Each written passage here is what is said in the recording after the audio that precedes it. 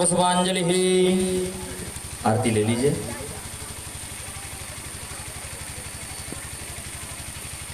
ओम तदनेन यज्ञमय जंत दीवास्तानि धर्माणि प्रथमान्यासन्नाति हनाकं महिमानः स्वतंत्र पूर्वी साध्याः सन्ति नाना सुगंध पुष्पाणि यथा कालोद्भवानि च पुष्पांजलिर्मया दत्ता गृहाण परमेश्वर। प्रणाम कर लीजिए सभी। नमः सर्वहितार्थाय जगदाधार हेतवे साष्टांगोऽयं प्रणामस्तु प्रयत्नेन मया कृता।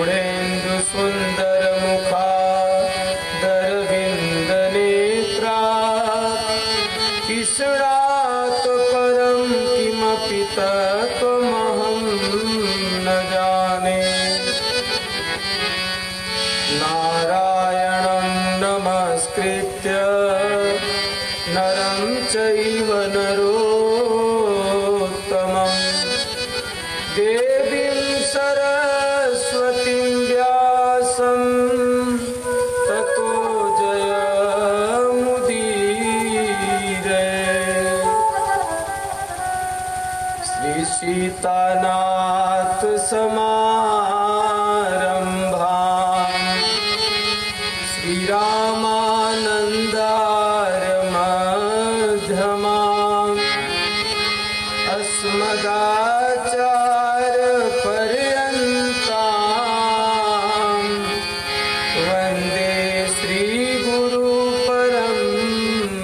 परा गुरुर्ब्रह्मा गुरुर्विष्णु गुरुर्देव महेश्वर गुरु साक्षात् परब्रह्मा तस्मै श्री गुरवे नमः। ध्यानमूलं गुरुर्मूर्ति पूजामूलं गुरोपदं मन्त्रमूलं गुरुर्वाक्यं मोक्षमूलं गुरुकृपा अखण्डमण्डलाकारं व्याप्तं येन चराचरं तत्पदं दर्शितं येन तस्मै श्री गुरवे नमः। श्री हरि कथा रस रसिक प्रभु शंभुनाथ हनुमान प्रेम सहित आसन धरहु सुनहु कथा करुगान। प्रेम सहित आसन धरहु सुनहु कथा करुगान। यं प्रव्रजन्तमनुपेतमपेतकृत्यं द्वैपायनो विरह कातरया जुहाव पुत्रेति तन्मयतया तरोभिनेदु तं सर्वभूतहृदयं मुनिमानतोऽस्मि। सच्चिदानन्दरूपाय विश्वोत्पत्त्यादिहेतवे तापत्रय विनाशाय श्रीकृष्णाय वयं नमः। श्रीकृष्णाय वयं नमः। कि अपने अपने धर्म की सब काहू को पीर कि तोहे पीर सब घरन की धन्य धन्य रघुवीर। कि ना कुछ किया ना कर सका ना कुछ करने योग जो किया प्रभु आपने प्रभु आप ही करने योग प्रभु आप ही करने योग। भक्त भक्ति भगवंत गुरु चतुर नाम वपु एक इनके पद बंदन किए नासत नयने। वृंदावन बिहारी लाल की जय हो। श्री सद्गुरुदेव भगवान की जय हो। अपने अपने माता पिता गुरु भगवान की जय हो। सनातन धर्म की जय हो। नमः पार्वती पतये हर हर महादेव। जय जय श्री राधे श्याम। अकारण करुणा वरुणालय भक्त वांछा कल्पतरु प्राणी मात्र के परम हितैषी परम सुहित परमेश्वर अखिलेश्वर सर्वेश्वर हम सबके परम आधार हमारे इष्ट देव हमारे गुरुदेव के चरणों में कोटि कोटि प्रणाम। यहाँ पर श्रीमद् भागवत कथा ज्ञान यज्ञ के द्वितीय सत्र में उपस्थित पूज्य आचार्य चरण, हमारे पिता स्वरूप बैठे हुए श्रोता के रूप में उनके हृदय में बसने वाले मेरे इष्ट देव, मेरे गुरुदेव को बारंबार प्रणाम। हमारे ज्येष्ठ भ्राता पूज्य गुलाब के चरणों में बारंबार प्रणाम। हमारे काका श्री को हरिओम। पिता स्वरूप पूज्य श्री माता शिव दुबे जी को बारंबार प्रणाम। संगीत के माध्यम से सबके चित्त को बरबस अपनी तरफ आकर्षित करने वाले हमारे संगीत बंधु, साउंड की सेवा कर रहे शर्मा जी, मुख्य श्रोता के रूप में श्री कल्लू सिंह जी, श्री उदय प्रताप सिंह जी, श्री ज्योति सिंह जी, उनके पूरे कुटुंब, विशेनपुर भगेरी आलमगंज और दूर दराज से आए हुए हमारे सभी श्रोता वृंद भाई बहनों के चरणों में बारंबार प्रणाम।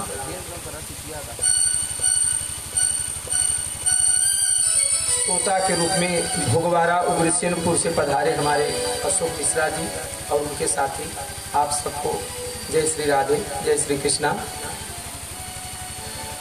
कुछ ऐसे श्रोता हैं जो कि हमारे आपके आंखों से दृष्टिगोचर नहीं हो रहे हैं।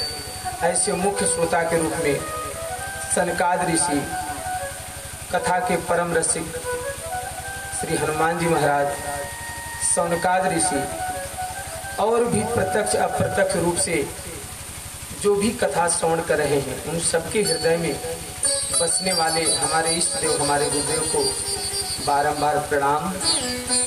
आए कथा प्रारंभ करने से पूर्व अपने चित्त को पावन बनाने के लिए, अपने हृदय को स्वच्छ बनाने के लिए, कथा श्रवण हेतु अपने चित्त रूपी खेती को बनाने हेतु भगवान नाम संकीर्तन का आश्रय लें, क्योंकि भगवान नाम संकीर्तन से बढ़कर के दुनिया में चित्त को शुद्ध करने के लिए, हृदय को पावन बनाने के लिए कोई दूसरा साधन नहीं है शास्त्रों में।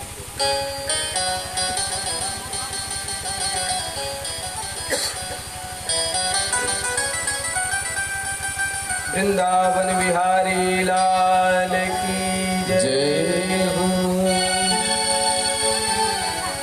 श्री कृष्ण गोविंद हरे मुरारी, हे नाथ नारायण वासुदेव। श्री कृष्ण गोविंद हरे मुरारी, हे नाथ नारायण वासुदेव। कृष्ण गोविंद हरे मुरारी, हे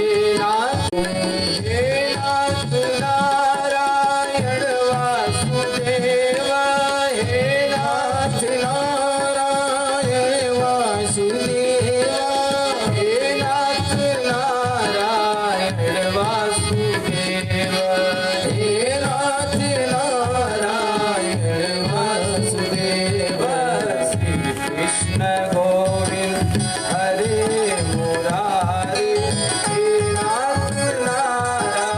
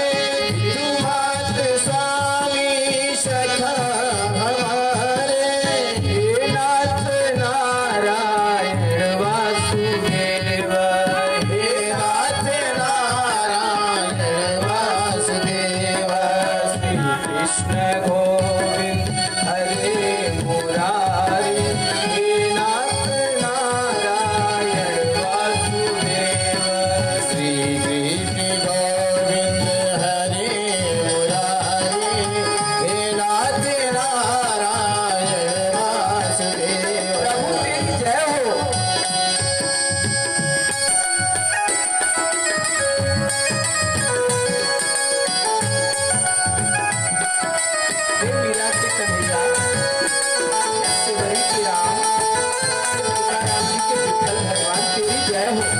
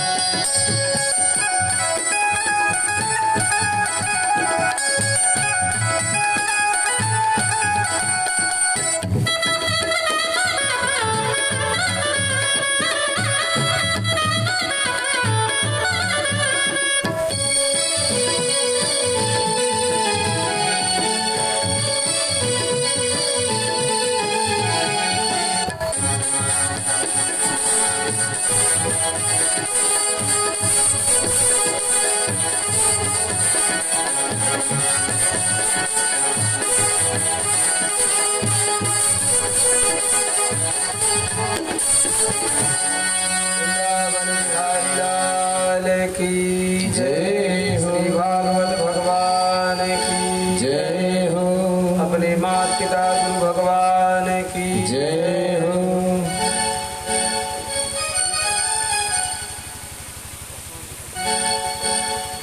कल हम कथा सुन कर रहे थे श्रीमद् भागवत महात्म का। महात्म का मतलब होता है कि महत्व। जैसा कि कल हम चर्चा कर रहे थे कि आत्मदेव ब्राह्मण तुंगभद्रा नदी के तट पर रहते थे। कहाँ रहते थे? आत्मदेव ब्राह्मण तुंगभद्रा नदी के तट पर रहते थे। उनकी पत्नी का नाम था धुंधुली और उनके बेटे का नाम था, जो कि गाय के गर्भ से पैदा हुए, गोकर्ण महाराज। और जो धुंधुली के बहन का लड़का, धुंधुली का लड़का था, वो धुंधुकारी। ऐसी बात नहीं कि आत्मदेव ब्राह्मण ही केवल तुंगभद्रा नदी के तट पर रहते थे। हम आप सभी तुंगभद्रा नदी के तट पर ही रहते हैं। कैसे, आइए समझे। तुंगभद्रा का मतलब होता है, मतलब होता है श्रेष्ठ, भद्र माने होता है कल्याणकारी। हमारा आपका मनुष्य जन्म भी तुंग माने श्रेष्ठ है और भद्र माने कल्याणकारी है तो है कल्याणकारी श्रेष्ठ ये मनुष्य जन्म। लेकिन इसको हमने बेकार कर दिया है, गड़बड़ बना दिया। ये मनुष्य तन कैसा है कि सभी श्रुतियां, सभी वेद पुराण उपनिषद सद ग्रंथ इसकी महिमा गाते हैं कि बड़े भाग्य मानुष तन पावा, बड़े भाग्य मानुष तन पावा, बड़े भाग्य मानुष तन पावा, बड़े भाग्य मानुष तन पावा, दुर्लभ सद ग्रंथन गावा, श्री दुर्लभ सद ग्रंथन गावा, साधन धाम मोक्ष कर द्वारा, साधन धाम मोक्ष कर द्वारा, साधन धाम मोक्ष कर द्वारा, साधन धाम मोक्ष कर द्वारा, पाई न जे पर लोक समारा। भगवान के माई बाप भी बन सकते हैं, भगवान के भक्त तो बन सकते हैं, भगवान के सखा तो बन सकते हैं, भगवान के माई बाप भी बन सकते हैं। इतना ही नहीं, भगवान के हम गुरु भी बन सकते हैं। बताइए, भगवान राम जी के गुरुदेव वशिष्ठ जी महाराज, भगवान रामचंद्र जी के माता पिता कौशल्या और दशरथ जी, भगवान श्री कृष्ण के गुरुदेव संदीपनी ऋषि जी, और भगवान श्री कृष्ण के पिता माता वसुदेव देवकी और नंद यशोदा इसी धराधाम पर जन्म लिए। लेकिन ऐसा दिव्य कर्म किए कि साक्षात त्रिभुवन पति को भी उनके घर में अवतरित होना पड़ा, उनका बालक बनना पड़ा। मनुष्य में इतना सामर्थ्य है। कहते कि every mind is the god but playing the fool. हर व्यक्ति भगवत स्वरूप है, परमात्मा सत्ता, परमात्मा की शक्ति जैसी शक्ति ब्रह्मा जी के अंदर है, सृष्टि करने की शक्ति, सृष्टि रचने का सामर्थ्य ब्रह्मा जी में है, वैसा का वैसा सामर्थ्य आपके और हमारे भीतर भी है। भगवान ने सबके भीतर वो सामर्थ्य दिया है। लेकिन मूर्ख ग्रंथि खोले नहीं, कर्मी भयो कंगाल। भगवान ने सामर्थ्य तो दिया है, लेकिन उस सामर्थ्य का उपयोग हम नहीं कर पाते, उस सामर्थ्य को हम बिखेर देते। कहते हैं कि 84 लाख योनियां पूरा होने में पूरे 2.25 अरब वर्ष लगते हैं। कितना लगता है वर्ष? 84 लाख योनियां पूरा होने में पूरे 2.25 अरब वर्ष लगते हैं। 2.25 अरब वर्ष बीता तब जाकर के आपको मनुष्य तन मिला, और मनुष्य तन पा करके भी आपने बिखेर दिया अपनी शक्ति को, अपने सामर्थ्य को जो भगवान ने दिया था। ये शक्तियां बिखरती हैं किस प्रकार? जैसा मैंने कहा, every man is the god but playing the fool. God मतलब ईश्वर, सबके अंदर वो परमात्मा सत्ता विद्यमान है। लेकिन वो शक्तियां बिखरी कैसे? बिखरी इन इंद्रियों के भोगों से। कहते हैं कि आंखों से जो देखना चाहिए और जब देखना चाहिए और जितना देखना चाहिए अगर हम उतना ही देखें तो इन आँखों के रहते हुए हमारे अंदर तीसरा नेत्र विकसित हो जाए। योग की भाषा में उसी को आज्ञा चक्र कहते हैं, तीसरे नेत्र को, और साइंस की भाषा में उसी को पीनियल ग्लैंड कहते हैं अथवा मास्टर ग्लैंड कहते हैं अथवा पीयूष ग्रंथि कहते हैं। ऐसी बात नहीं है कि केवल भगवान भोलेनाथ के पास तीसरा नेत्र है, हमारे आपके पास भी तीसरा नेत्र है, लेकिन वो विकसित नहीं है। भगवान शिव जी ने विकसित किया, लेकिन हमने आपने विकसित नहीं किया। वो तीसरा नेत्र जो आज्ञा चक्र है, जो मास्टर ग्लैंड है, पीयूष ग्रंथि है, ये दोनों भावों के बीच में जहां पर तिलक लगाया जाता है, वो विकसित होता है ध्यान करने से, वो विकसित होता है भगवान की भक्ति करने से, ब्रह्मचर्य का पालन करने से, संयम से रहने से वो तीसरा नेत्र जागृत होता है। तो इंद्रियों के भोगों में हमने क्या किया कि जो भगवान ने सामर्थ्य और शक्ति दिया था, सृष्टि करने तक का सामर्थ्य दिया था भगवान ने, वो हमने आंखों के द्वारा समाप्त कर दिया। आंखों से जो नहीं देखना चाहिए, जितना नहीं देखना चाहिए, जब नहीं देखना चाहिए उतना देखने लग गए, इसलिए दोनों आंखों के रहते ही तीसरा नेत्र विकसित नहीं हो पाया। और आपको समझना चाहिए इस बात को कि इन चर्म चक्षुओं के द्वारा हम भगवान का दीदार नहीं कर सकते। भगवान का दीदार करने के लिए हमको भी तीसरा नेत्र जागृत करना पड़ेगा, जिसको आज्ञा चक्र अथवा शिव नेत्र कहते हैं, जिसको ज्ञान की आंख कहते हैं। और रामचरितमानस में कहते हैं कि ज्ञान विराग नयन उर्गारी, ये जो है विवेक वैराग्य के द्वारा, योग की साधना करने के द्वारा अथवा समाधि करने के द्वारा, भगवान का ध्यान करने के द्वारा एक शिव नेत्र जागृत होता है, आज्ञा चक्र। एक तो आंखों के द्वारा जो नहीं देखना चाहिए वो देखने लग गए, फिर कानों के द्वारा जो नहीं सुनना चाहिए, जब नहीं सुनना चाहिए, जितना नहीं सुनना चाहिए उतना सुनने लग गए। इसके लिए एक समय ऐसा आता है कि कानों को कम सुनाई देने लग जाता है। भगवान मानो संकेत करते हैं कि मैंने दिया था कान भगवान की कथा सुनने के लिए, अच्छी चर्चा सुनने के लिए, कि जिन हरि कथा सुनी नहीं काना,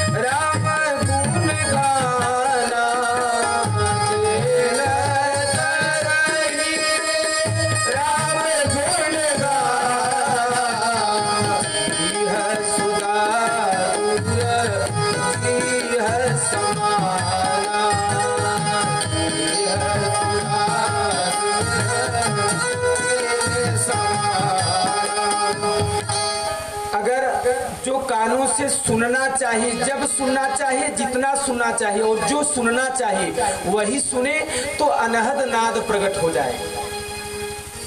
ऐसी बात नहीं है कि केवल आकाशवाणी पूर्व के युगों में होता था, आज भी आकाशवाणी होती है, लेकिन हम सुन नहीं पाते। देखिए कि रात को जब माहौल शांत हो जाता है तो दीवार की घड़ी, दीवार में जो लगी रहती घड़ी टिक टिक की आवाज करती है। ऐसी बात नहीं कि जो ध्वनि रात को होती है दीवार घड़ी में वही दिन में भी होता, लेकिन दिन में शोरगुल होता है इसलिए कम सुनाई देता है, और रात को शोरगुल कम रहता है इसलिए स्पष्ट सुनाई देता है। इसी प्रकार हमारे मन की इतनी भाग दौड़ है, इतना मन अशांत है, मन के अशांत होने के कारण से आत्मा की आवाज सुनाई नहीं देती। जो भगवान प्रेरणा देते हैं, आकाशवाणी भगवान करते हैं, क्योंकि आत्मा भी चिदाकाश स्वरूप है। तो चित्त रूपी आकाश से, चिदाकाश से भी प्रेरणा मिलता है हमको, लेकिन मन अशांत होने के कारण से, बहुत दुष्ट इच्छाएं होने के कारण से, दुर्वासनाएं होने के कारण से आत्मा की आवाज सुनाई नहीं देती। तो बात हम क्या करें थे, कानों के द्वारा जो सुनना चाहिए, जब सुनना चाहिए, जितना सुनना चाहिए उतना सुने, तो अनहद नाद प्रकट हो जाए।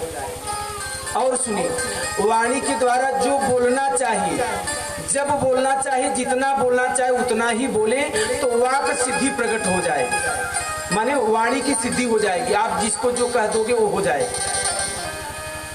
इसी प्रकार मन के द्वारा जो सोचना चाहिए, जब सोचना चाहिए, जितना सोचना चाहिए उतना सोचें, तो मन यो मनुष्याणाम कारणम बंध मोक्षयो, मन ही मनुष्याणाम कारणम बंध मोक्षयो।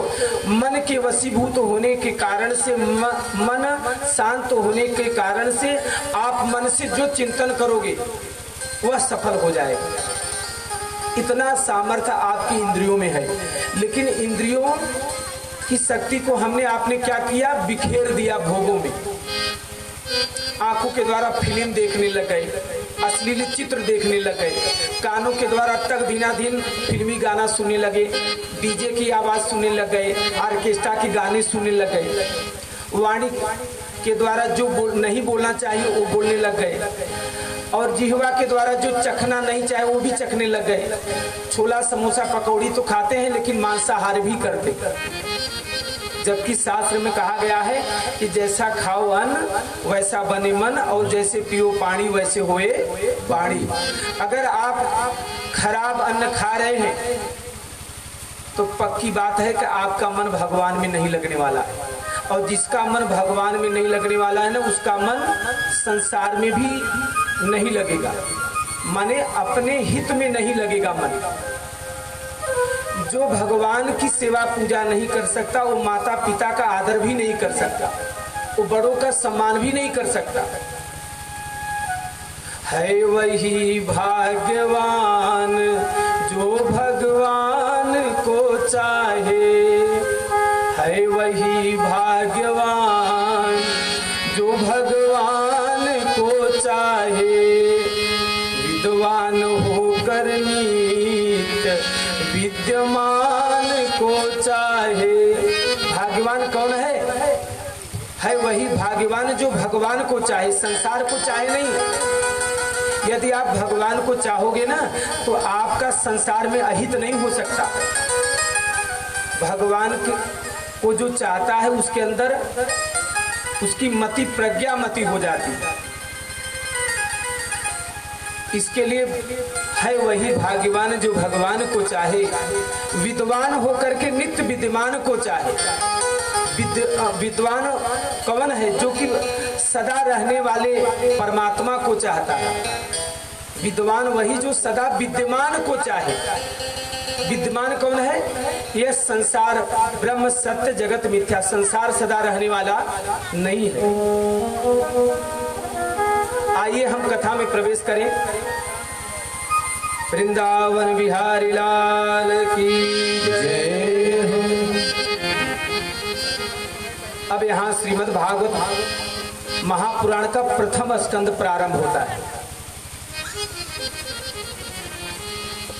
वेद व्यास भगवान क्या कहते हैं कि जन्माद्यस्य अतो नवयादितरतस् चार्ते स्वविज्ञः स्वराट् तेने ब्रह्म हृदयादि कवये मोहयन्ति यत् सूरयः तेजो आरिमृदां यथा विनिमयो यत्र सर्गो मृषा धाम्ना स्वेन सदा निरस्तकुहकं सत्यं परं धीमहि सत्यं परं धीमहि। श्री कृष्ण द्वैपायन वेद व्यास भगवान ने जब श्रीमद् भागवत कथा पुराण की रचना की, पहले इसका नामकरण रखा भागवत। रचना करके भगवत चरणों में आकर के समर्पित किया, भगवान को समर्पित किया। नारायण भगवान ने कहा कि इसका नामकरण आपने क्या रखा? तो वेद व्यास भगवान ने कहा कि इसका नामकरण मैंने रखा भागवत। भागवत का मतलब भगवता प्रोक्तम इति भागवतम, जिसमें भगवान की लीला गुणानुवाद, जिस ग्रंथ में भगवान की लीला गुणानुवाद लिखा गया है, भगवान की लीला का गुणानुवाद किया गया है, भगवान की ही चर्चा की गई है, भगवत भक्तों की ही चर्चा की गई है, अथवा जिस ग्रंथ के पढ़ने से सुनने से भगवत चरणों में अनुराग बढ़े, प्रेम बढ़े, ऐसा भागवत। तो वहां पर लक्ष्मी मैया बैठी हुई थी, तो लक्ष्मी मैया ने कहा कि इसमें कहीं हमारा नाम नहीं आया। तो वेद व्यास भगवान ने कहा कि मैया भगवता प्रोक्तम भागवत भी होता है और भगवती प्रोक्तम भी भागवत ही बनता है व्याकरण, इसलिए इसमें आपका भी नाम है। तो लक्ष्मी मैया ने कहा स्पष्ट रूप से हमारा नाम होना चाहिए इसमें। तो भागवत के पहले श्री लगा दिया, क्या नाम हो गया? श्रीमद्भागवत महापुराण। बोलो श्रीमद्भागवत महापुराण की जय हो। तो श्रीमद्भागवत महापुराण में प्रथम श्लोक कहाँ से प्रारंभ करते हैं वेद व्यास भगवान की? जन्माद्यस्य यतोऽन्वयादितरत चार्थे स्वविज्ञः स्वराट् तेने ब्रह्म हृदयादि कवये मुह्यन्ति यत् सूरयः तेजो वारिमृदां यथा विनिमयो यत्र सर्गो मृषा धाम्ना स्वेन सदा निरस्तकुहकं सत्यं परं धीमहि। भगवान वेद व्यास प्रारंभ करते हैं जन्माद्यस्य यतोः। देखिए ब्रह्म सूत्र, प्रथम ब्रह्म सूत्र क्या है? अथातो ब्रह्म जिज्ञासा। और द्वितीय ब्रह्म सूत्र है जन्माद्यस्य यतः। कहने का मतलब है कि व्यास जी मानो कहना चाहते हैं कि मैंने इसमें ब्रह्म सूत्र की ही व्याख्या किया। जन्माद्यस्य यतः ये ब्रह्म सूत्र है। जन्माद्यस्य यतः का मतलब जन्म के आदि में जो है, अभी भी जो है और बाद में भी जो रहेगा वो परमात्मा है। जन्माद्यस्य यतः। हमारा आपका शरीर न तो पहले था, अभी है, बाद में नहीं रहेगा, इसलिए ये मिथ्या है। लेकिन परमात्मा पहले भी था, अभी भी है और बाद में भी रहेगा, इसलिए परमात्मा सत्य है और सबका कारण है।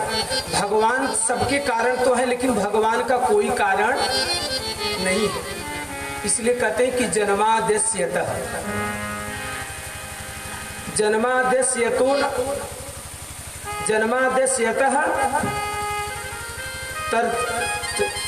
जन्माद्यस्य यतोऽन्वयादि तरतः चार्थे स्वविज्ञः स्वराट्। और भगवान सभी अणु अणु में, कण कण में अन्वित है, सब में व्याप्त है।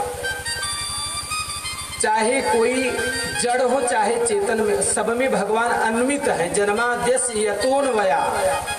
यतोऽन्वया का मतलब है सब में अन्वित है भगवान। जैसे सोने का आभूषण है तो उसमें सोना ही सोना है, जैसे मिट्टी का बर्तन है उसमें मिट्टी ही मिट्टी है। जैसे दीपावली के समय में खिलौना बनता है शक्कर का, तो चाहे हाथी का सूंड तोड़ करके खा लो, चाहे नाक और पूंछ खा लो तोड़ करके, लेकिन उसमें सब में शक्कर ही होगा, क्योंकि खिलौना शक्कर से ही बना है। उसी प्रकार ये सारा जगत भले ही दिख रहा है चाहे जैसे, लेकिन सब जगह परमात्मा ही अन्वित है, सब में परमात्मा अन्वित है। इसलिए कहते हैं कि जन्माद्यस्य यतोन वयादि तरतः चार्थे स्वभिज्ञ स्वराट। स्वराट का मतलब है जो स्वयं प्रकाशित है। भगवान को कोई प्रकाशित करने वाला नहीं है, भगवान सबको प्रकाशित कर रहे हैं। आगे कहते हैं कि तेने ब्रह्म हृदय आदि कवये मुह्यन्ति यत सूर्यः। ब्रह्मा जी ने भगवान को जन्म नहीं दिया है, बल्कि ब्रह्मा जी को भी जन्म देने वाले भगवान नारायण हैं। भगवान के नाभि कमल से ब्रह्मा की उत्पत्ति हुई, इसलिए तेने ब्रह्म हृदय आदि कवये। ब्रह्मा जी की भी उत्पत्ति करने वाले हमारे प्रभु हैं। और मुह्यन्ति यत सूर्यः, भगवान की लीला को देख करके सामान्य लोगों की बात ही क्या, आपको दशम स्कंद में श्रवण करने के लिए मिलेगा। भगवान की लीला को देख करके स्वयं सृष्टि करने वाले ब्रह्मा जी भी मोहित हो जाते हैं। इतना ही नहीं, भगवान की लीला तो स्वयं राम जी के अनुज लक्ष्मण जी भी नहीं समझ पाते और बलराम जी भी लीला नहीं समझ पाते। ऐसी भगवान की लीला है। मुह्यन्ति यत सूर्यः, माने भगवान की लीला को देख करके सूर्य देवता और भगवान के स्वयं भाई भी मोहित हो जाते हैं। आगे कहते हैं कि तेजो वार मृदाम यथा विनिमयो। भगवान जब बंसी का नाद करते हैं, कल कल कलरव करती हुई कामनी कालिंदी यमुना जी भी कुंठित हो जाती है। यमुना जी का जल भी कुंठित हो जाता है भगवान की बांसुरी सुनकर के। है तो यमुना जी तरल रूप में, लेकिन जब वेणु का नाद यमुना मैया सुनती है, कालिंदी यमुना सुनती है, तो तरल यमुना जी का जो जल है वो भी जड़ हो जाता है, पत्थर जैसा हो जाता है। और गिरिराज जो कि पाषाण के रूप में है, लेकिन भगवान की बांसुरी की आवाज सुनकर के स्वयं गिरिराज भी द्रवीभूत हो जाते।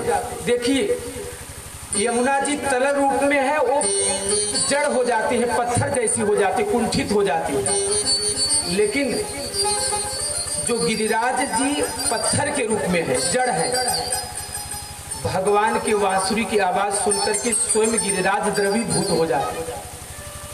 जैसा मैंने कहा कि भक्ति का प्राकट्य कहां पर हुआ? द्रविड़ देश में। द्रविड़ देश में आध्यात्मिक रूप में हम समझे तो द्रविड़ देश कहाँ है? जब भक्तों का हृदय भगवान की कथा सुनकर द्रवीभूत हो जाता है, तब भक्ति का प्राकट आपके हृदय में ही हो जाता है। यही द्रविड़ देश पैदा हो जाता है। और भक्ति कहती है भक्ति मैया नारद जी से कि मेरा जन्म तो द्रविड़ देश में हुआ, लेकिन मैं बड़ी हुई कहाँ पर? कर्नाटक देश। तो भक्ति प्रकट होती है, मतलब जन्म होता है भक्ति का द्रविड़ देश में, माने भक्तों के द्रवित होने से भक्ति उत्पन्न होती है। लेकिन बढ़ता है कैसे भक्ति? कान से, भगवान की कथा सुनने से। भक्ति बढ़ी हुई कहाँ पर? कर्नाटक में। कहने का मतलब है जब भक्ति पैदा तो हो गई, लेकिन बढ़ेगी कैसे? जब आप भगवान की कथा सुनेंगे। कहते कि तेजो वार मृदाम यथा विनिमयो यत तिसर्गो मृषा। और भगवान के जो तिसर्गो मृषा का मतलब जानते हो? भगवान के वृंदावन में जो परिकर थे, भगवान भी चेतन है और भगवान के परिकर भी चेतन है। भगवान के परिकर का भी मृत्यु नहीं होता। त्रिसर्गो मृषा, संधि विच्छेद करोगे तो बनेगा त्रिसर्गो अमृषा। अमृषा का मतलब होता है, मृषा का मतलब होता है मिथ्या, अमृषा का मतलब होता है कि चेतन। माने भगवान के तीनों परिकर भी, तीनों जगह के परिकर भी चेतन है। कहाँ के? वृंदावन में नंद, यशोदा, श्रीराम और सुदामा, श्रीराम और मधुमंगल, ये भी चेतन है, ये भी मरते नहीं है। भगवान की लीला समाप्त करने के बाद भगवान के साथ ही गए भगवान के सेवा। और मथुरा के जो परिकर हैं वसुदेव देवकी और उद्धव जी, ये भी नित्य चेतन स्वरूप है। इनका भी कभी नाश नहीं होता, इनकी भी मृत्यु नहीं होती। देखने के लिए व्यवहारिक रूप से इनकी मृत्यु होती है, लेकिन इनकी भी मृत्यु नहीं होती वास्तविक रूप से। और द्वारिकापुरी का जो परिकर है उनका भी नाश सामने से व्यवहारिक रूप से होता है, लेकिन वास्तविक रूप में इनका भी नाश नहीं होता। तो धामना स्वेद सदा निरस्त को कम सत्यम परम धीमहि। तो वेद व्यास भगवान का गुणानुवाद सत्य कह करके संबोधित करते हैं। भागवत में बार बार भगवान को सत्य कह करके संबोधित किया गया है कि सत्य व्रतम सत्य परम त्रिसत्यम सत्य सयोनिम च सत्य सत्य व्रतम सत्य परम त्रिसत्यम सत्य सयोनिम च सत्य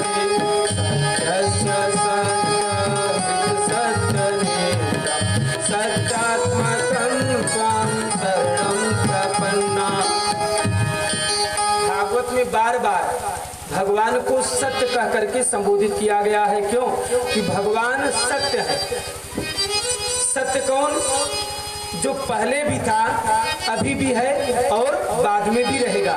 इसलिए महात्म के अंतर्गत प्रथम श्लोक में वेद व्यास भगवान को सच्चिदानंद स्वरूप से संबोधित करते कि सच्चिदानंद रूपाय विसुत्पत्त्यादि हेतवे सच्चिदानंद रूपाय विश्व उत्पत्त्यादि हेतवे तापत्रय विनाशाय श्री कृष्णाय वयम नुमः। भगवान सत्य है। क्यों? कि भगवान पहले भी थे, अभी भी हैं, बाद में भी रहेंगे। संसार न तो पहले था, अभी है, बाद में नहीं रहेगा, इसलिए संसार मिथ्या है। आगे सूत जी महाराज से प्रश्न करते हैं सौनकाद ऋषि, जो आप श्रीमद् भागवत महापुराण की कथा श्रवण करा रहे हैं, इस श्रीमद् भागवत का विषय क्या है और श्रीमद् भागवत में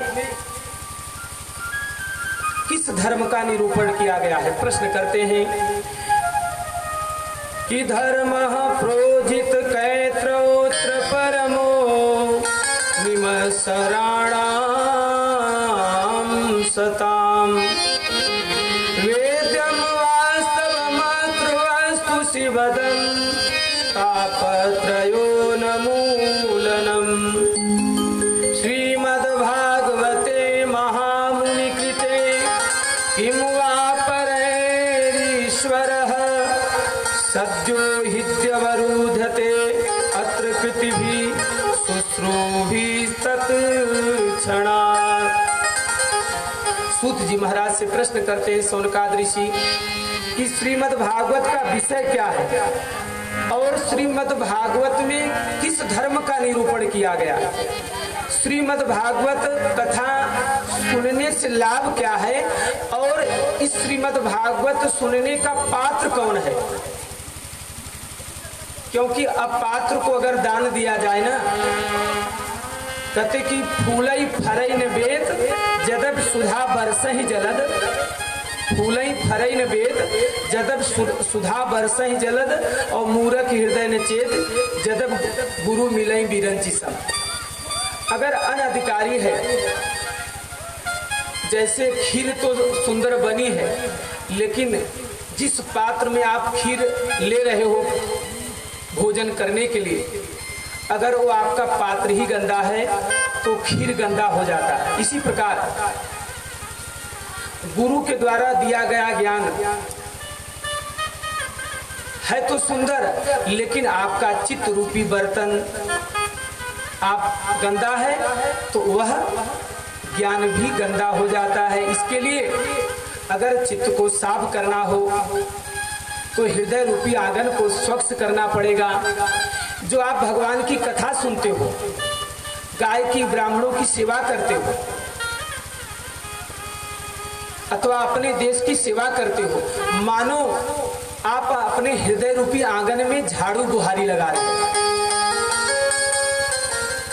कि तुमने आंगन नहीं बुहारा, कि तुमने आंगन नहीं बुहारा, कैसे आएंगे भगवान, कैसे आएंगे भगवान। तुमने आंगन नहीं बुहारा, तुमने आंगन नहीं बुहारा, कैसे आएंगे भगवान, कैसे आएंगे भगवान। चंचल मन को नहीं संभारा, चंचल मन को नहीं संभारा, कैसे आएंगे भगवान, कैसे आएंगे भगवान। चंचल मन को नहीं संभाला, चंचल मन को नहीं संभाला, कैसे आएंगे भगवान, कैसे आएंगे भगवान। तुमने आंगन नहीं बुहारा, हमने आंगन नहीं बुहारा, कैसे आएंगे भगवान, कैसे आएंगे भगवान। तुमने आंगन नहीं बुहारा, तुमने आंगन नहीं बुहारा, कैसे आएंगे भगवान, कैसे आएंगे भगवान।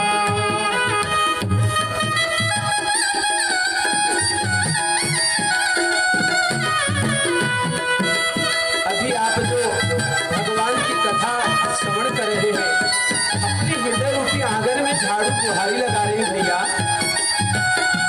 ये तरने का मार्ग है, हृदय को स्वच्छ करने का मार्ग है भगवत कथा श्रवण करना।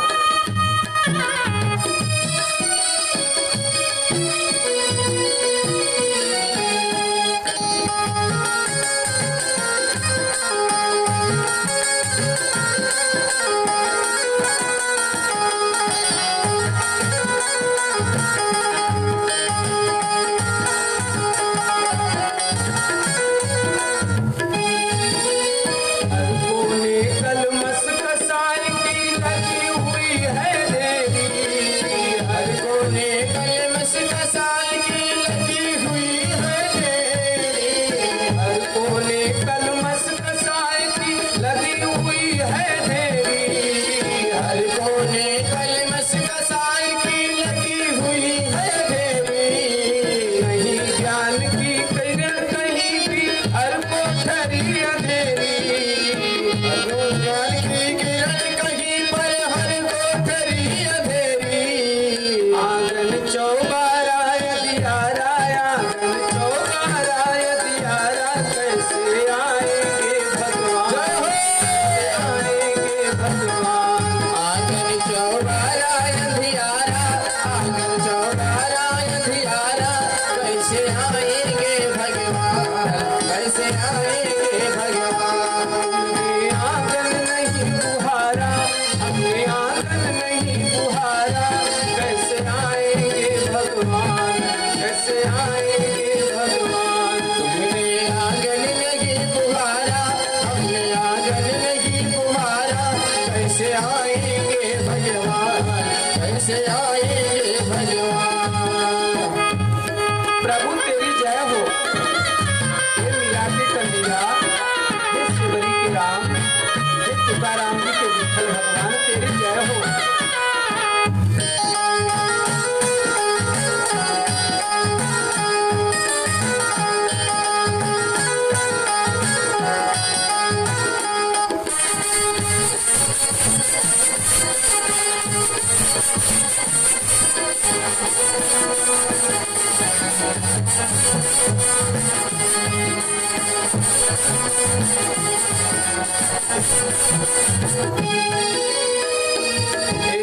हृदय तुम्हारा पिघल न पाया, जब दिखा दुखियारा। हृदय तुम्हारा पिघल न पाया, जब देखा दुखियारा। हृदय तुम्हारा पिघल न पाया, जब दिखा दुखियारा। हृदय तुम्हारा पिघल न पाया, जब देखा दुखियारा।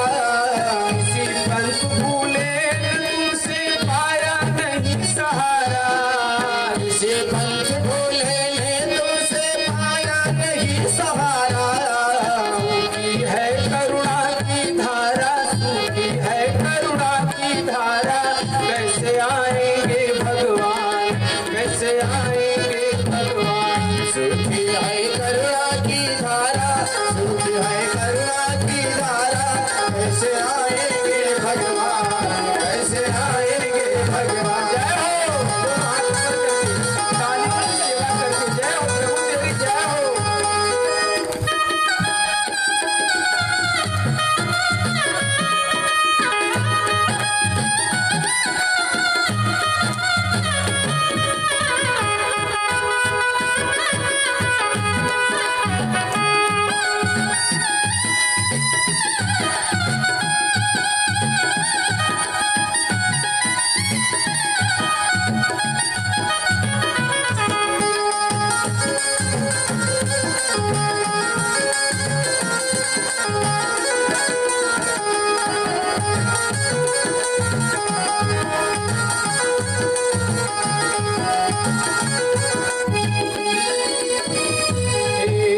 अंतर के पट खोल देख लो ईश्वर पास मिलेगा। अंतर के पट खोल देख लो ईश्वर पास मिलेगा। अंतर के पट खोल देख लो ईश्वर पास मिलेगा। अंतर के पट खोल देख लो ईश्वर पास मिलेगा। हर प्राणी में ही परमेश्वर का आभास मिलेगा। हर प्राणी में ही परमेश्वर का आभास मिलेगा। हर प्राणी में ही परमेश्वर का आभास मिलेगा। हर प्राणी में ही परमेश्वर का आभास मिलेगा। सच्चे मन से नहीं पुकारा, सच्चे मन से नहीं पुकारा, कैसे आएंगे भगवान, कैसे आएंगे। सच्चे मन से नहीं पुकारा, सच्चे मन से नहीं पुकारा, कैसे आएंगे भगवान, कैसे आएंगे भगवान। प्रभु तेरी जय हो। आएंगे भगवान, कैसे आएंगे भगवान। हे मीरा की कन्हैया, हे शिवरी की राम, हे नामदेव के विठल भगवान, हे गजानन बाबा के मोरा बाबा, तेरी जय हो प्रभु।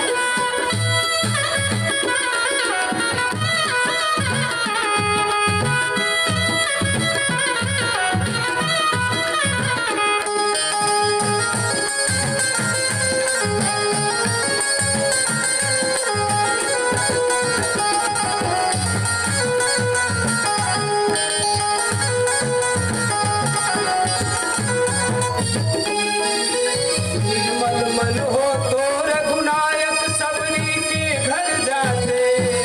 निर्मल मन हो तो रघुनायक सबरी के घर जाते। निर्मल मन हो तो रघुनायक सबरी के घर जाते। निर्मल मन हो तो रघुनायक सबरी के घर जाते। श्याम सूर की बाह पकड़ते साथ विदुर घर खाते। हम सूर्य की बाह पकड़कर साथ विदुर घर खाते। पर तुमने नहीं विचारा, इस पर हमने नहीं विचारा, कैसे आएंगे भगवान, कैसे आएंगे भगवान। इस पर तुमने नहीं विचारा, इस पर हमने नहीं विचारा, कैसे आएंगे भगवान, कैसे आएंगे भगवान। तुमने आंगन नहीं बुहारा, तुमने आंगन नहीं बुहारा, कैसे आएंगे भगवान, कैसे आएंगे भगवान। तुमने आंगन नहीं तुम्हारा, तुमने आंगन नहीं तुम्हारा, कैसे आएंगे भगवान, कैसे आएंगे भगवान, कैसे आएंगे भगवान, कैसे आएंगे भगवान, कैसे आएंगे भगवान, कैसे आएंगे भगवान। निर्मल मन हो तो रघुनायक शिवरी के घर आते। श्याम सूर की बाह पकड़ते साग विदुर घर खाते। कहीं पर नहीं लिखा है कि भगवान पूरी के भूखे हैं, मिठाई पेड़े के भूखे हैं। कहीं लिखा नहीं कि मान प्रतिष्ठा के भूखे हैं। भगवान तो प्रेम के भूखे हैं। देखिए संत के श्रीमुख से हमने सुना है कि कितना भी भगवान में प्लस पॉइंट हो, लेकिन भगवान में 2 माइनस पॉइंट। और भक्तों कितना भी माइनस पॉइंट हो, लेकिन 2 प्लस पॉइंट है। अब भगवान के पहले माइनस पॉइंट देखिए, फिर भक्त के प्लस पॉइंट गिनाते। भगवान का एक माइनस पॉइंट यह है कि हमको आपको दूर भगवान नहीं कर सकते अपने से। भगवान की ताकत नहीं है कि अपने से दूर कर दे। क्यों? कि भगवान अपने से दूर कर देंगे तो व्यापक कैसे रह जाएंगे। भगवान अपने से दूर नहीं कर सकते। एक तो एक माइनस पॉइंट भगवान का ही हुआ। दूसरा माइनस पॉइंट है भगवान बहुत भूखे हैं। किस चीज के भूखे? प्रेम के भूखे हैं।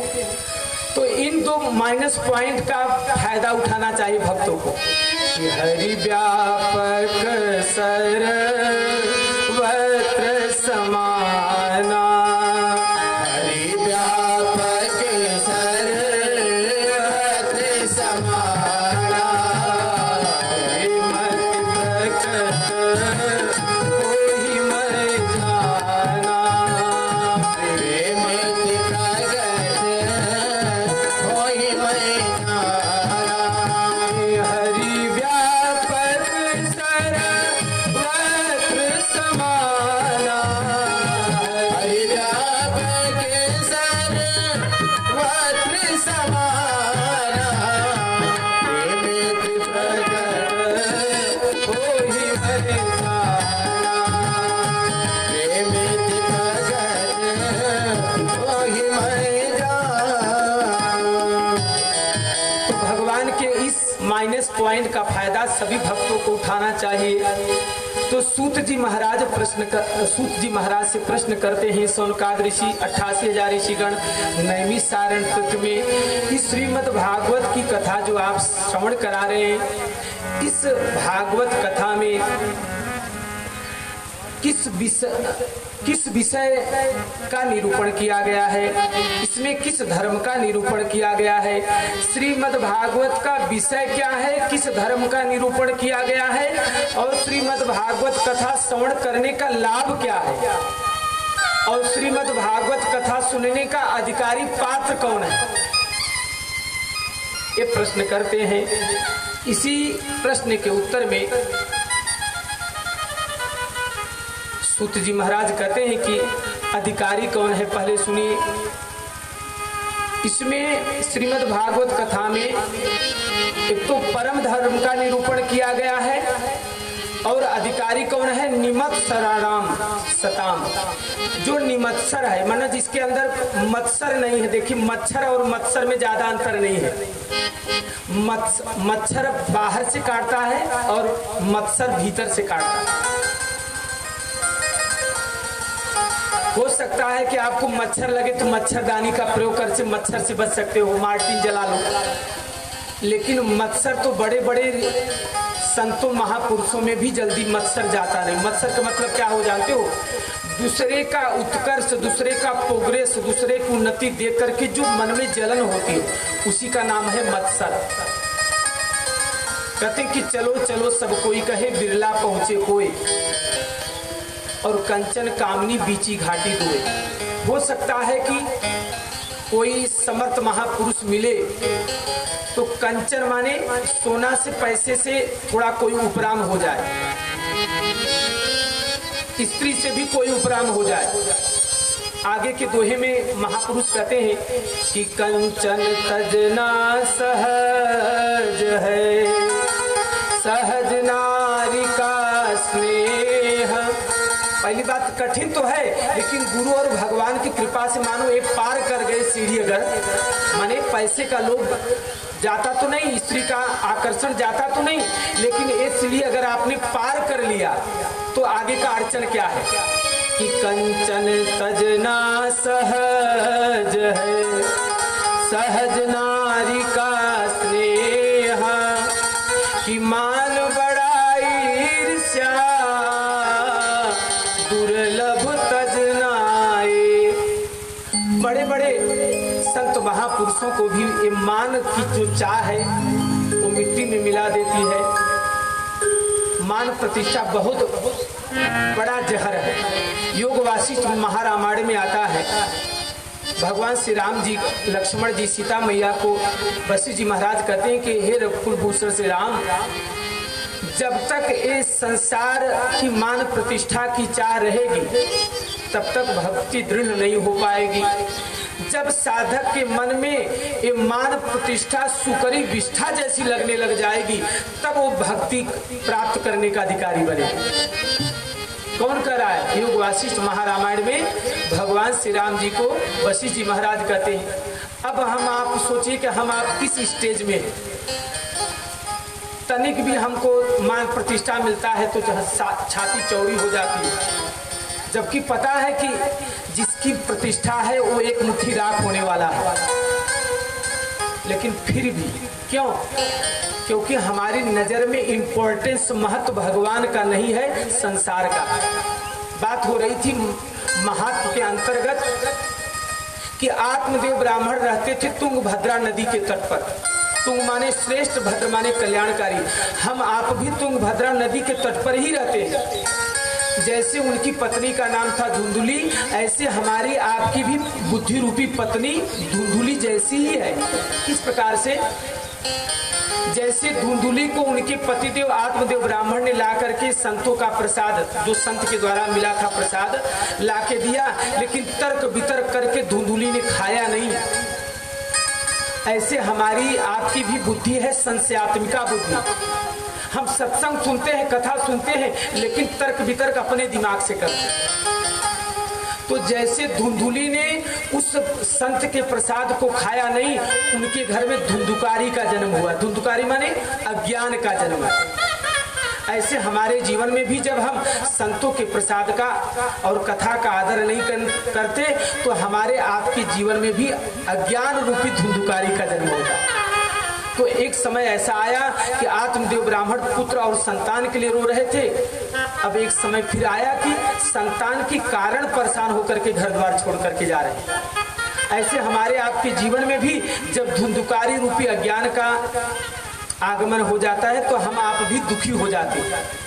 दुखी, अगर गोकर्ण महाराज का जन्म हुआ, अगर वही फल धुंधुली खा लेती तो उसके घर में, उसके गर्भ से गोकर्ण महाराज का जन्म होता तो दुखी नहीं होती धुंधुली, लेकिन धुंधुकारी के आगमन से दुखी हुई। तो हम जब ज्ञान का आदर करेंगे तो गोकर्ण महाराज जैसे संतान का आगमन हमारे घर में होगा, माने ज्ञान का आगमन होगा। और जिसके पास भी ज्ञान है, भगवत ज्ञान, विषय ज्ञान है, कथा का ज्ञान है, वो कभी दुखी नहीं होता। कहते कि सा विद्या या विमुक्त है। कौन सी विद्या? ये पेट भरने वाली विद्या हमारा कल्याण नहीं कर सकती। वह विद्या जो कि हमको मोक्ष का मार्ग प्रशस्त करे, सा विद्या या विमुक्त है, वो विद्या हमको प्राप्त है। और वो विद्या कहीं स्कूल कॉलेज में मिलने वाला नहीं है। वो विद्या तो सत्संग और कथा में ही प्राप्त होता है। इसलिए कथा की बहुत बड़ी महिमा है। बोलो भक्तवत्सल भगवान की जय हो। कि कंचन तजना सहज है, सहज नारी का नेहा, मान बड़ा ईर्षा दुर्लभ तजना। इसलिए श्रीमद् भागवत कथा श्रवण करने का अधिकारी कौन है?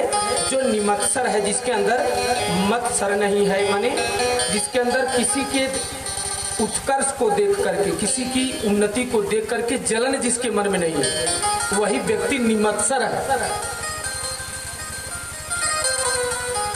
इसमें आगे श्लोक में वेद व्यास भगवान वर्णन करते हैं कि वेद्यम वास्तवमत्र वस्तु शिवदम तापत्रयो न मूलनम।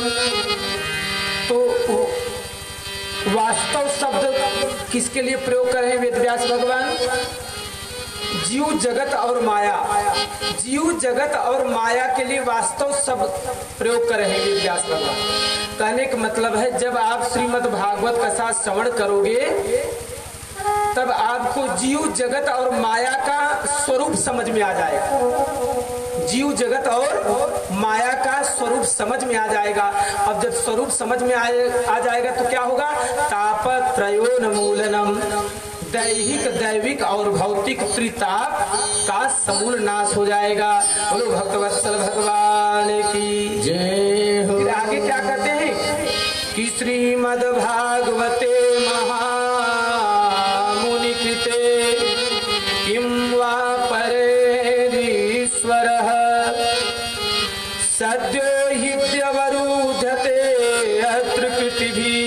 शुश्रूभी तत्क्षणात्। कहते कि श्रीमद् भागवत कथा जब आप श्रवण करोगे ना, तत्क्षण भगवान आकर के टेढ़ी टांग वाले जो परमात्मा कृष्ण है ना, आपके हृदय में आकर के अवरुद्ध हो जाएंगे। अवरुद्ध हो जाएंगे मतलब फिर जाएंगे नहीं।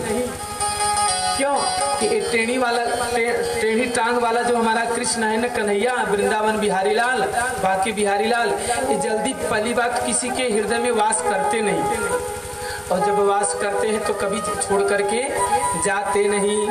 इसके लिए जो श्रीमद् भागवत कथा श्रवण करता है, आकर के भगवान उसके हृदय में निवास करने लग जाते हैं। और श्रीमद् भागवत कथा है कैसा, ये ऐसा मीठा फल है, कैसा मीठा फल है। व्यास भगवान कहते हैं कि निगम कल्पतरोर गलितम फलम, निगम कल्पतरोर गलितम फलम, सुख मुखादमृत द्रव संयुतम, पिबत भागवतम रसमालयम, मुहुरहो रसिका भुवि भावुका। एक ऐसा फल है श्रीमद् भागवत का कि निगम कल्प तरोर गलितम फलम। ये निगम माने होता है वेद, वेद पुराण उपनिषद का एक फल है। तब जिज्ञासुन का हो सकता है फल मीठा भी हो सकता है, खट्टा भी, कड़वा भी हो सकता है, क्योंकि सारे फल मीठे होते हैं ऐसी बात तो है नहीं। तब वेद व्यास भगवान कहते हैं कि ये मीठा ही है, इसका प्रमाण यही है कि इसमें सुख रूपी सुखदेव जी महाराज का मुख लगा हुआ है। और आप जानते हैं कि तोता उसी फल पर मुख लगाता है जो मीठा होता है। और राजा परीक्षित को कथा सुना कौन रहा है? सुखदेव जी महाराज। बोलो सुखदेव जी महाराज की। सुख का मतलब होता है तोता, तो सुखदेव जी महाराज रूपी तोता का मुख लगा है इस फल में, इसलिए मीठा ही है। अब जिज्ञासु कहते हैं कि हो सकता है कि एक फल टूट गया हो, इतने पका फल है, टूट भी सकता है। बोले टूटने वाला नहीं है, क्यों कि एक गिरने पाया ही नहीं, क्योंकि श्रीमद् भागवत जब किसी अधिकारी को, प्यासे को पानी पिलाओगे तो वो पानी की कदर करे। आगे सूत जी महाराज से प्रश्न करते हैं सौनकाद ऋषि कि किम श्रेय शास्त्र सारः कस्वावतार प्रयोजनम, किम कर्म के अवतारस्य धर्म का शरणं गतः। इच्छा प्रश्न करते इस श्लोक के माध्यम से, इसका हिंदी हम समझा दे रहे। इच्छा प्रश्न कौन कर रहा है? सूत जी महाराज से प्रश्न करें सौनकाद ऋषि। 88,000 ऋषिकरण कहाँ पर? नैनी सारंकृत में। अब कई लोग कहेंगे महाराज ये पता नहीं क्या क्या सुना रहे कथा। हम कथा भागवत की सुना रहे हैं, हो सकता है कुछ बातें आपको समझ में भी आए, न भी समझ में आए, लेकिन तो भी आपका पुण्य तो बढ़ ही रहा है। आपको बताएं, आप जो पुण्य अर्जित कर रहे हो ना, संसार में कोई ऐसा तराजू बना ही नहीं है कि आपके पुण्य को तौल सके। संसार में आप जो पुण्य अर्जित कर रहे हो अभी कथा सुन करके, संसार में कोई ऐसा तराजू बना ही नहीं है कि आपके पुण्य को तौल सके। बोलो वृंदावन बिहारी लाल की जय। हाथ उठे हैं आधे, बोलो जय श्री राधे। पूरे हाथ उठाओ। हाथ उठाने का मतलब प्रदर्शन नहीं, हाथ उठाने का मतलब प्रभु मैं तेरी शरण में हूँ, संसार की शरण नहीं, प्रभु मैं तेरी शरण में हूँ। अब 6 प्रश्न क्या है इस श्लोक के माध्यम से? किम श्रेयः शास्त्र सारः का स्वावतार प्रयोजनम, किम कर्म के अवतार से धर्म का शरणम गत। पहला प्रश्न क्या है इस श्लोक का अर्थ सुनिए। किम श्रेयः, प्राणी मात्र का कल्याण कैसे हो? आप अपना कल्याण चाहते हो कि नहीं, बताओ। ये कथा सुनने के लिए जो आप संकल्प किए, उदय भान जी और ज्योति भाभी, कल्लू सिंह जी के परिवार वाले, तो अपने कल्याण के लिए ही तो। संसार में ऐसा कोई नहीं जो अपना कल्याण न चाहते हो। आप चाहते हो कि नहीं, बताओ कौन कौन अपना कल्याण चाहता है, हाथ उठाए। जिन्होंने हाथ नहीं उठा वो अपना कल्याण नहीं चाहते। हम तो चाहते भैया अपना कल्याण। तो पहला प्रश्न क्या है कि प्राणी मात्र का कल्याण कैसे हो? कौन प्रश्न कर रहा है? सूत जी महाराज से प्रश्न करें। सौनकाद ऋषि कहां पर? नैमिषारण्य तंत्र में। पहला प्रश्न, प्राणी मात्र का कल्याण कैसे हो। दूसरा प्रश्न, शास्त्र तो बहुत है, क्योंकि शास्त्र जालम महाअरण्यम, इसलिए व्यक्ति के पास समय कम है, तो शास्त्रों का सार क्या है? शास्त्र तो बहुत है, लेकिन शास्त्रों का सार क्या है? दूसरा प्रश्न। अब तीसरा प्रश्न क्या है? भगवान यदि सर्व समर्थ हैं, तो भगवान को अवतार लेने की क्या जरूरत है? कंस को, रावण को रिमोट कंट्रोल से भगवान संकल्प कर दे उसका हार्ट अटैक हो जाए, क्यों अवतार लेने की क्या जरूरत थी भगवान को? तो भगवान यदि सर्व समर्थ है, भगवान को अवतार लेने की क्या जरूरत है? फिर चौथा प्रश्न है, यदि भगवान अवतार लिए तो भगवान के कितने कितने अवतार हुए, कब हुए, क्यों हुए? वो प्रश्न चौथा प्रश्न है। पांचवा प्रश्न है, किम कर्म, माने हमारा आपका परम कर्तव्य कौन है? हमारा आपका परम कर्तव्य क्या है? पांचवा प्रश्न। छठवां प्रश्न है कि भगवान धर्म की संस्थापना के लिए अवतार लेते हैं। यदा यदा हि धर्मस्य ग्लानिर्भवति भारत अभ्युत्थानम धर्मस्य तदात्मानं सृजाम्यहम् साधूनां विनाशाय च दुष्कृतां धर्म संस्थापनार्थाय संभवामि युगे युगे। तो भगवान धर्म की स्थापना के लिए आते हैं, लेकिन जब भगवान लीला समेट करके अपने धाम चले जाते हैं तो प्रश्न है धर्म का शरणम गतः। छठवां प्रश्न है, तब धर्म किसकी शरण में जाता है? भगवान धर्म की स्थापना करने के लिए आते हैं, लेकिन जब भगवान अपनी लीला समेट करके अपने धाम चले जाते हैं, सुधाम, तब धर्म किसकी शरण में जाता है? ये छठवां प्रश्न है। किसका? सूत जी महाराज से प्रश्न कर रहे हैं सौनकाद ऋषि। इसमें हमारा आप सबका प्रश्न है। ये छह प्रश्न केवल अकेले सौनकाद ऋषियों का नहीं, हमारा आप सबका प्रश्न इसमें निहित है। इसी छह प्रश्नों के उत्तर में सूत जी महाराज ने पूरा श्रीमद् भागवत महापुराण की कथा सुना दी। 18,000 श्लोक है श्रीमद् भागवत महापुराण में, 335 अध्याय है, 12 स्कंद है। अब यहाँ पर नैमिषारण्य में अब कथा प्रारंभ हो रही है। सूत जी महाराज की कथा अब प्रारंभ हो रही है। किसके लिए? सौनकाद ऋषियों के लिए। सर्वप्रथम सूत जी महाराज के गुरु जी हैं सुखदेव जी महाराज, तो अपने गुरु जी का ध्यान कर रहे कि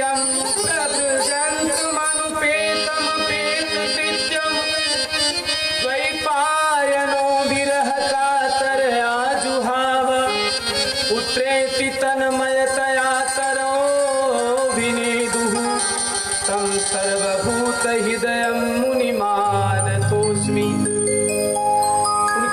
कौन है? प्रव्रजंत, जो पैदा होने के बाद ही वन गमन कर गए। आपको शायद पता होगा कि सुखदेव जी महाराज 12 वर्ष तक अपनी माँ के गर्भ में थे। कितने वर्ष तक बताइए? कितने वर्ष तक? 12 वर्ष तक। क्योंकि सुखदेव जी महाराज को डर लग रहा था कि ऐसा न हो कि जैसे संसार में लोग प्रकट जब पैदा होते हैं तो भगवान को भूल जाते हैं, ऐसे मैं भी भगवान को भूल न जाऊं, इसलिए डर लग रहा था। तो भगवान जा करके सुखदेव जी महाराज की माँ के गर्भ में दर्शन दिए। बोले बेटा तू चिंता मत कर, तुझे माया प्रभावित नहीं करेगी। क्यों कि बादल से पानी स्वच्छ बरसता है, जमीन पर आके गंदा हो जाता है। भूमि परत डाबर पानी, भूमि परत डाबर पानी, भूमि परत डाबर पानी, जिसके जीवही माया लपटानी, जीवही माया लपटानी, भूमि परत डाबर पानी, भूमि परत डाबर पानी, जीवही माया लपटानी, माया लपटानी। जब माँ के गर्भ में जीव रहता है, कहता है कि प्रभु आप हमें इस गर्भ से, इस नरक से बाहर निकालो। एक छोटा सा कमरा हो, अगर उसमें मल मूत्र विष्ठा और रक्त मांस हड्डी हो, आपको अगर एक दिन भी रख दिया जाए, आपका मन व्याकुल हो जाएगा और लगेगा कब यहाँ से बाहर निकले। लेकिन 9 महीना माँ के गर्भ में इतने छोटे से जगह में जीव रहता है, माँ के गर्भ में, जिसमें मल मूत्र विष्ठा और रुधिर हड्डी और कितना गंदगी रहती है। ऐसे गंदगी में जीव रहता है और भगवान से प्रार्थना करता है कि प्रभु इस नरक से यदि आप बाहर निकाल दोगे तो मैं केवल आपका भजन करूंगा। और जैसे ही उसका जन्म होता है इस मृत्यु लोक में, तो कहता है कि भजन नहीं करूंगा, भोजन करूंगा। भूल ही जाता है भगवान को। ये माया का प्रभाव है कि माया को सब कोई भजे, माधव भजन को, माया को सब ही भजे, माधव भजन को,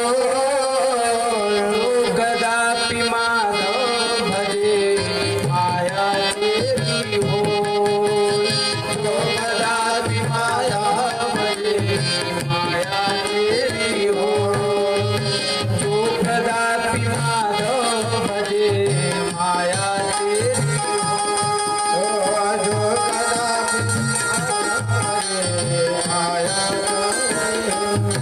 देखिए, माया जिसको नचाती है वो जीवात्मा, माया जिसको नचाती है वो जीवात्मा, और जो माया में रह करके निर्लिप्त है वो महात्मा, और माया को भी जो अपने इशारे से नचाता है वो परमात्मा। माया जिसको नचाती है वो जीवात्मा, माया में रह करके भी जो निर्लिप्त रहता है वो महात्मा, और माया को भी जो अपने इशारे से नचाता है वो परमात्मा। बोलो भक्तवत्सल भगवान की जय। तो सर्वभूत हृदय सम्राट श्री सुखदेव जी के पाद पद्मों में प्रणाम करके सूत जी महाराज कथा सुना रहे, किनको, सौनकाद ऋषियों को। आगे स्तुति करते हैं सरस्वती मैया और व्यास जी की कि नारायणं नमस्कृत्य नरं चैव नरोत्तमं देवीं सरस्वतीं व्यासं ततो जयमुदीरये। आगे इसमें प्रश्न आता है कि भागवत कथा सुनने का अधिकारी है निमत्सर जो है, और भागवत में किस धर्म का निरूपण किया गया है। कहा गया कि भागवत में परम धर्म का निरूपण किया गया है, और भागवत कथा श्रवण करने से भगवान की भक्ति प्रकट हो जाएगी, हृदय में भगवान के प्रति प्रेम पैदा हो जाएगा।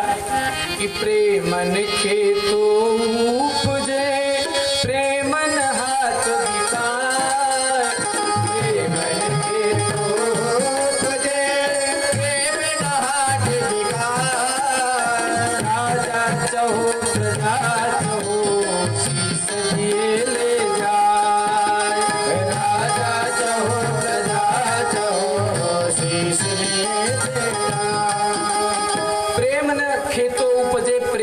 हाट बिकाए। खेती में पैदा होने वाला नहीं है प्रेम, न तो किसी दुकान और मकान में मिलता है, न किसी कंपनी में पैदा होता है प्रेम। प्रेम न खेतो उपजे, प्रेम न हाट माने बाजार में बिकता भी नहीं प्रेम। प्रेम न खेतो उपजे, प्रेम न हाट बिकाए। और कि राजा चहो प्रजा चहो, शीस दिए ले जाए। शीस देने का मतलब है सिर कटाना नहीं। ये जो आप लोग नारियल चढ़ाते हो, नारियल चढ़ाने का मतलब क्या है जानते हो? कि प्रभु मैं अपने अहंकार को विसर्जित कराऊं आपके चरणों,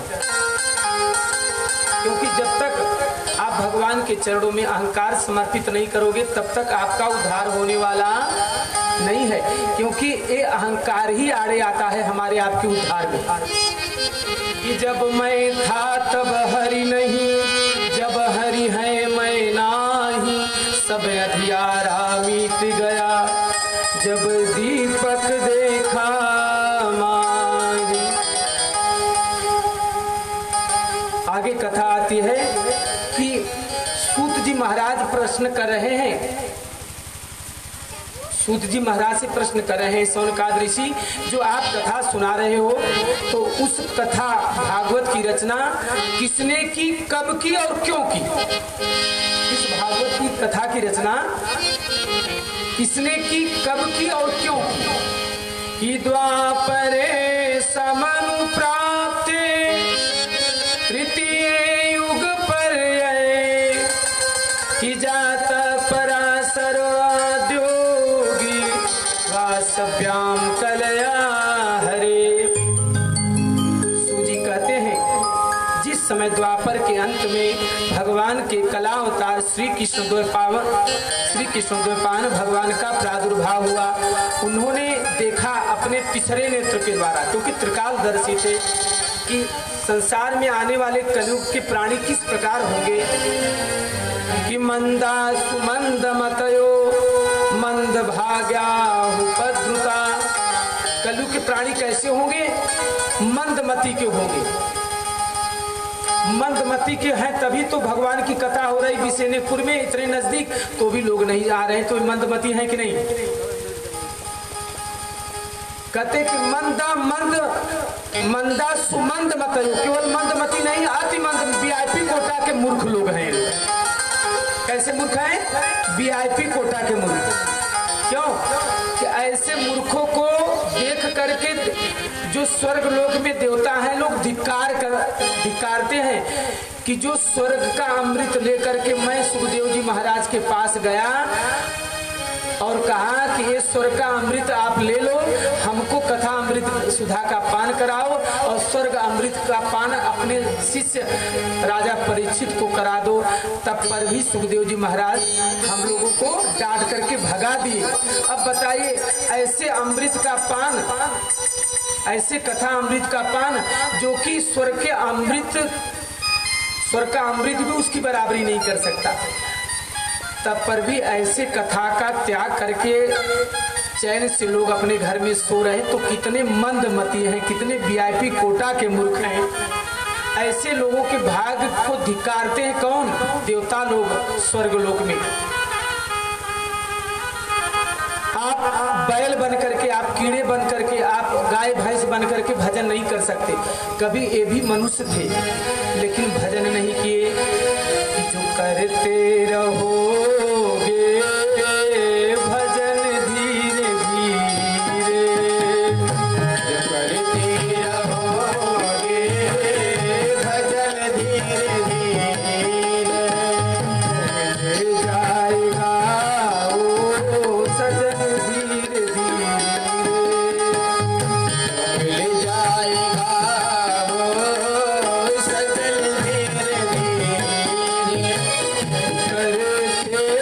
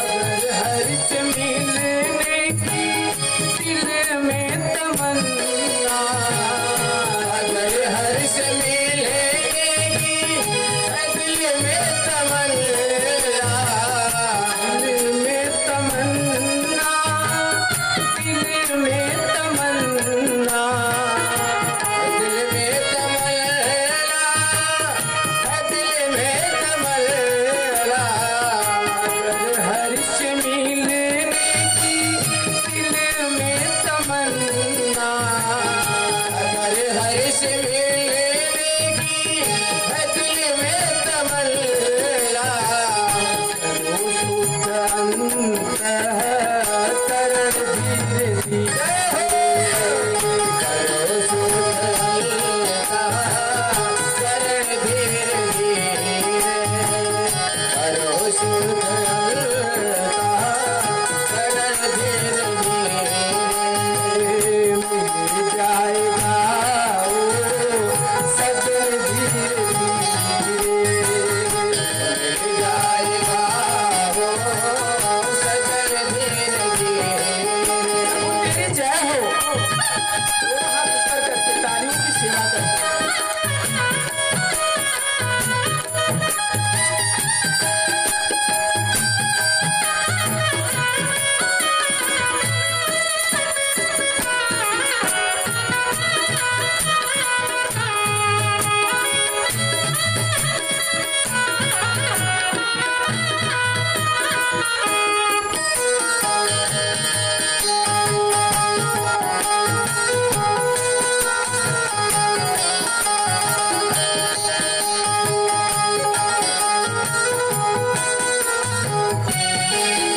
कोई काम दुनिया में मुश्किल नहीं है, कोई काम दुनिया में मुश्किल नहीं है, मुश्किल नहीं है भैया, मुश्किल नहीं है, मुश्किल नहीं है प्यारे, मुश्किल नहीं है, कोई काम दुनिया में मुश्किल नहीं है, कोई काम दुनिया में मुश्किल नहीं है, करते रहोगे यतन धीरे धीरे,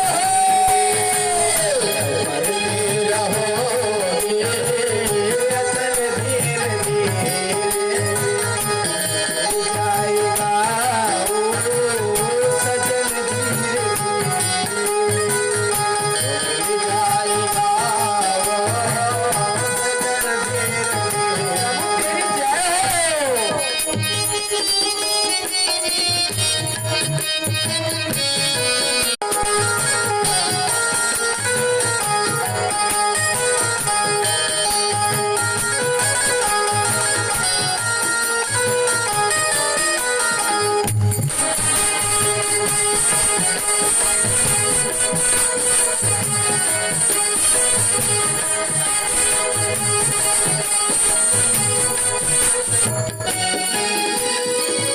करो प्रेम से भक्ति